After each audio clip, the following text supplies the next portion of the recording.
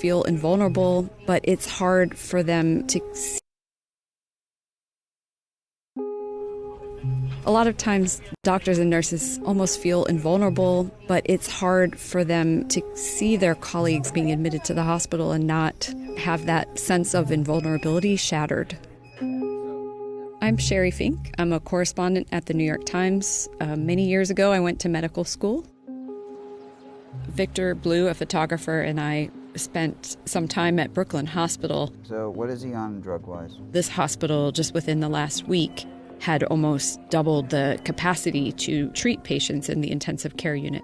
The opportunity for beds here are pretty significant. Okay, next. The staff members from all over the hospital were helping out. So there were nurses from the cardiac catheterization lab. There were podiatry physicians. There was a neurosurgery physician assistant helping out. I think what really stood out to me was the toll on the medical providers and the fact that so many of the staff members are sick.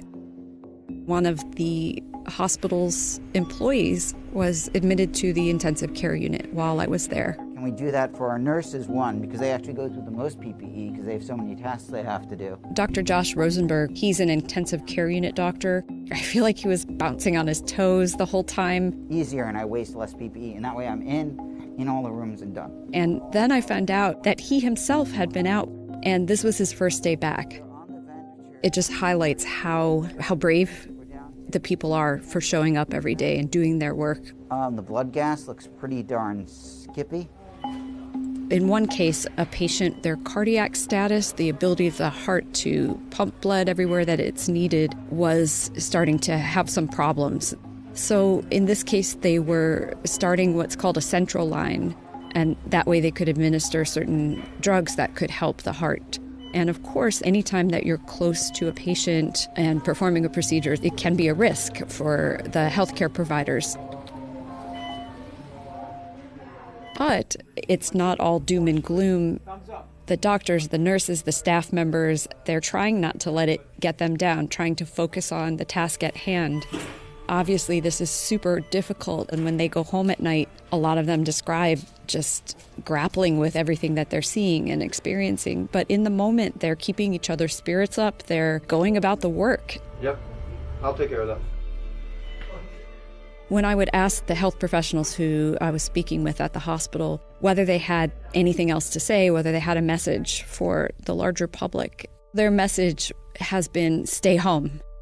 Protect yourself, reduce your risk, follow the recommendations so that you minimize the chance that you will get sick, and that helps them be able to take care of people who really need that help.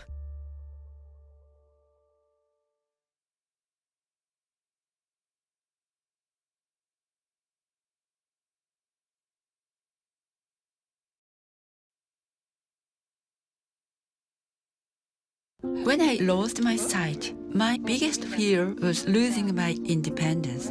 We built a guide that uses IBM Watson to help the blind navigate the world. Your gate is in 50 meters on the right.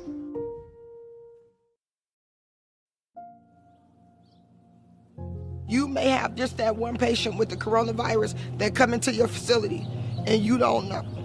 I can go to work today, wind up feeding them, and then find out 2 hours later, oh, they have that virus, and I'm already been exposed. Nursing assistant CNAs, we're the closest ones, we're the front line. The work of nursing assistants has always been difficult and low-paying, but add coronavirus and it's become dangerous. Across the country, nursing homes are especially vulnerable. One elder care facility where 19 residents have died. In Palo Alto. In the New Orleans area. In DuPage in County. Sacramento County. COVID-19 spreading through our most vulnerable population.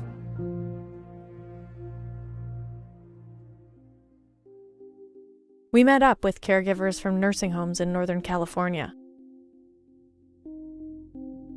They attend to the kind of patients who are most likely to die if they get the virus. So can you do your job without touching people or without being close? It's impossible. Everything is touch. Bathing, feeding. Assist them to the restroom. Brushing the teeth. Turning. It's almost like a holding and cleaning at the same time. Helping nurses with wound care. Cleaning their ears, tying their shoe. We do everything. You could be feeding that patient or you could be doing something, then the patient start coughing. It's too late to turn around. You already done got crap all over you. You know, you just run to the bathroom, wash your face or whatever, and then go about your day. Social distance, can't do it. It's impossible. If this video were filmed at a different time, you'd be seeing footage of these workers with their patients. But nursing homes are closed to visitors right now to protect the people inside. Actually, everything you're seeing here we filmed from afar, following recommendations to slow the spread of COVID-19. But these caregivers can't maintain that kind of distance in their work. And now shortages of protective gear like masks are putting them at risk, not just for getting the virus, but for spreading it. If you want to speak, press *6.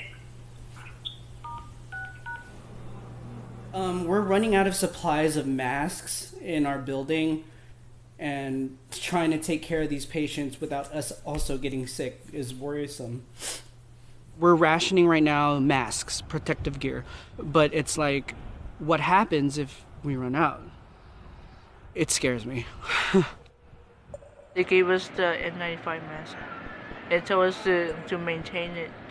If the elastic comes off by accident or something, staple it and reuse it. So you're actually cleaning the N95 masks in between uses? Yeah, with alcohol. You like wipe off the outside of it, or how do you do that? The outside and the inside, and just let it air dry, and then put it back in the Ziploc bag for the next day. Huh. Aaliyah, come here. A lot of people in this field, we have families, so you don't want to take nothing home. My granddaughter, she's special needs, so she has a low immune system. When she was born, she was really sick. So we've been cautious ever since she's been born.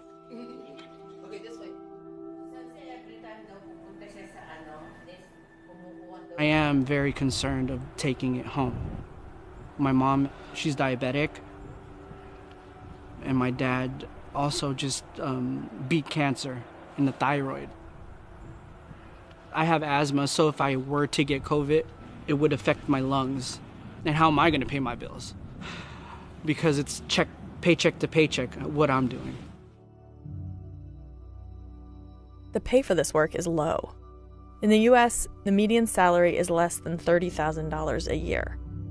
As a result, many nursing assistants work multiple jobs, and as they move between facilities, so can disease. Usually when I finish the first job, I go right to the second job. I work 16 hours, that's not including driving time. And I'm not the only one. Majority of my coworkers, they work 2 jobs. I work a home health care too, on top of taking care of my mom and my grandmother. I am kind of worried because you don't see the virus because they're droplets and you don't know who's coughing and sneezing on you.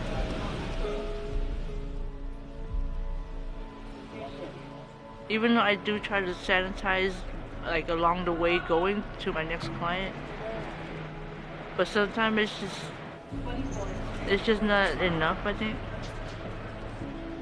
But who else is going to take care of them?